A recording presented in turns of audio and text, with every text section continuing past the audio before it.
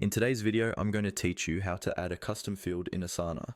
Custom fields are a great way to tailor Asana to match your team's workflow, so you can track exactly the information you care about right inside your tasks.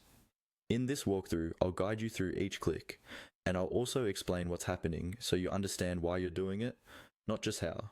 First, open Asana and look at the left-hand side of your screen. This is your sidebar where all your projects are listed. Go ahead and select the project where you want to add your custom field. Make sure you're in the correct project, because the field you create will be added to this specific project's tasks, unless you choose to reuse it later in other projects. Once your project is open, look toward the top right of the project view for the Customize button. Click on Customize.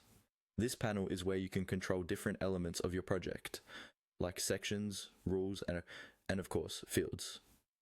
Think of it as your project's control center.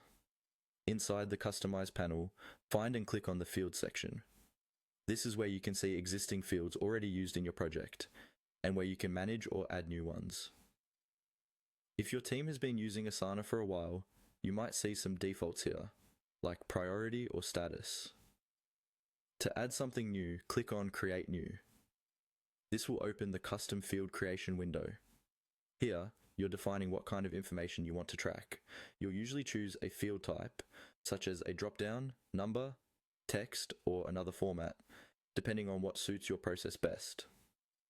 Next, type in the field title. This should be short, clear, and meaningful to your team. For example, you might call it client type, risk level, or phase.